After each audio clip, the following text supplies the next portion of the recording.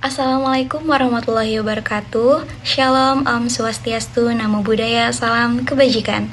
Perkenalkan, nama saya Maftuha Kulsum. Saya dari Fakultas Psikologi UHAMKA. Saya ingin bertanya mengenai Narcissistic Personality Disorder atau yang biasa disebut NPD. Nah, NPD ini seringkali tidak disadari oleh para pengidapnya. Maka, jika kita bertemu dengan orang yang memiliki NPD, apa sih yang harus kita lakukan? Terima kasih, sekian pertanyaan dari saya. Wassalamualaikum warahmatullahi wabarakatuh. Baik, terima kasih. Menarik sekali pertanyaan dari Hamka Muda ya, terkait dengan NPD atau Narcissistic Personality Disorder. Nah, gimana nih kalau ketemu dengan individu atau orang yang kemudian didiagnosa gitu ya, mengalami Narcissistic Personality Disorder. Oke, sebelumnya saya mau disclaimer dulu ya, bahwa untuk mendiagnosa gitu ya, tidak bisa sembarang atau lihat nih dari Google ciri-cirinya seperti ini dan sebagainya. Tapi kita harus datang ke profesional dalam hal ini. Ya, dalam hal ini yang bisa mendiagnosa adalah psikolog maupun psikiater. Gitu ya, Hamka Muda ya. Nah, kalau kemudian begitu ya dihadapkan dengan individu dengan NPD seperti itu, apa yang kemudian bisa kita lakukan? Nah, kita kembali ke ciri-cirinya ya, di antaranya adalah mereka merasa bahwa mereka yang paling baik, yang paling berprestasi, yang kemudian tidak ada empati kepada orang lain, merasa orang lain kurang dari mereka begitu ya, dalam bidang apapun, dalam prestasi apapun, sehingga mereka merasa mereka yang selalu terdepan dan tidak pernah ada empatinya nih ke orang lain.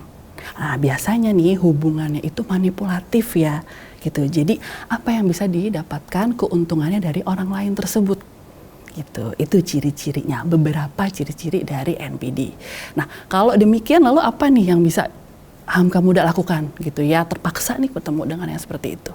Tentu yang pertama, setting boundaries ya, batasi hubungannya gitu, tidak terlibat atau tidak berhubungan terlalu dalam gitu ya. Jadi ada boundaries di situ.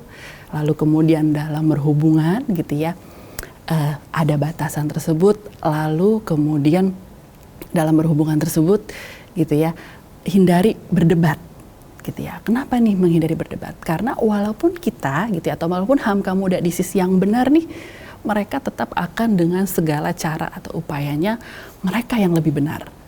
Sehingga seringkali ya orang lain yang berhubungan dengan ciri atau individu yang diduga tadi NPD itu merasa, oh apa iya ya saya yang salah? Apa iya ya dia yang benar? Apa iya ya saya yang seperti itu? Mendevalue gitu ya nilai-nilai diri kita. Jadi kita merasa, oh ya kita di bawah dia, kita yang tidak lebih benar dari dia. Padahal mungkin secara faktanya Hamka Muda nih atau sobat Hamka Muda yang justru lebih benar dibanding individu yang kemudian tadi ya dengan diagnosa atau ciri-ciri NPD tersebut.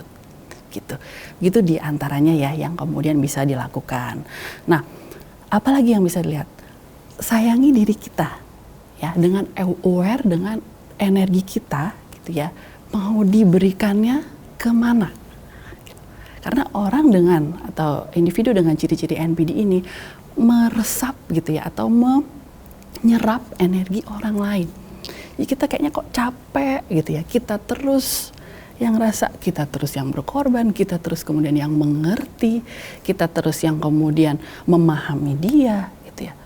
Selalu kemudian posisinya, nah kemudian yang lebih di bawah nih dari NPD tadi. Karena kembali lagi tadi ke ciri-cirinya. Ya selalu merasa dirinya benar, dirinya yang paling berprestasi, yang paling oke. Orang lain di bawah dia, apapun faktanya, ya selalu cari pembenaran-pembenaran gitu ya. Karena tidak adanya empati pada diri individu yang NPD tersebut.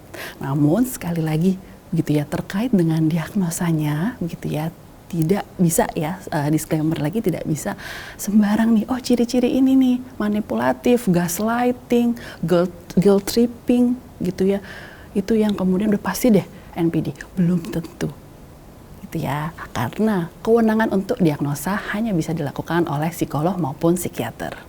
Baik, jangan kemana-mana Hamka Muda, karena setelah ini kita akan kembali lagi.